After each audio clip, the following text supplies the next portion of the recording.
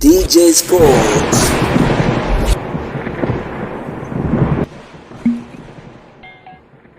Moja kati ya taarifa kubwa ambayo inaendelea kupamba kasi kwa hivi sasa ni kuhusiana na taarifa ya usajili kunako klabu ya wekundu wa Msimbazi Simba katika dirisha hili dogo la usajili. Hapana shaka kuhusiana na taarifa hiyo, hasa mara baada ya klabu ya wekundu wa Msimbazi Simba kuingia sokoni kuwinda saini za wachezaji kadha wa kadha. Miongoni mwa taarifa kubwa ambazo zinazoendelea kwa hivi sasa ni kuhusiana na usajili wa nyota wa kimataifa, ambapo Simba Sports Club imeingia sokoni na huku ikiwa inatafuta mbadala wa Joshua Mutale, lakini pia zipo tetesi zinasema ya kwamba Simba pia inatafuta mbadala wa Steven Dese Mukwara. Moja kati ya update kubwa kweli kweli ikiwa inaendelea kupamba kasi. Twende tukatazame taarifa ya usajili sofa ambayo imekuwa hiki ediraini kutoka kunako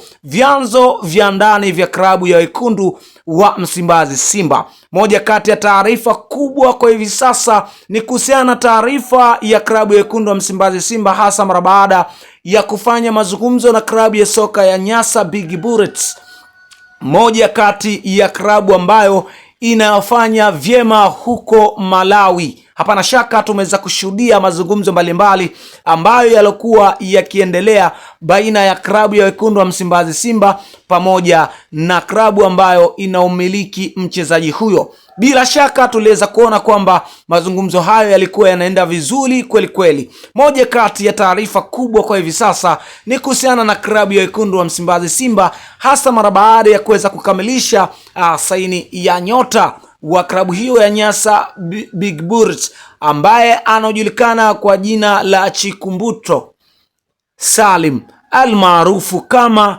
Chiku, mchezaji mwenye umri wa miaka 24, moja kati ya nyota ambaye sofa amekuwa na kiwango bora kweli kweli ndani ya ligi ya Malawi, moja kati ya mchezaji ambaye sofa amekuwa akiimbwa sana ndani ya ligi ya Malawi. Simba Sports Club wamevutiwa vyema na kiwango kabambe cha mchezaji huyo Chikumbuto Salim, moja kati ya mchezaji ambaye sofa anatazamiwa kujiunga na klabu ya wekundu wa Msimbazi Simba kama endapo dili hilo litakuwa limekamilika kwa 100%. Na haya tunazungumza hapa yalikuwa ni yale mazungumzo ya awali, lakini pia hata kusaini kwa mchezaji huyo aliweza kumwaga wino wa awali.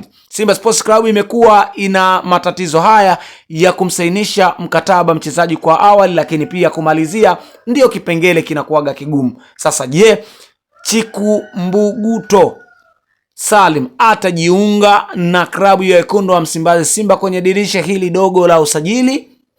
Wewe una maoni gani kuhusiana na hili? Tafadhali sehemu yako ya comment ndio sehemu yako sahihi, nasi tutaweza kuiona comment yako na tutashare mawili matatu na wewe. Asante.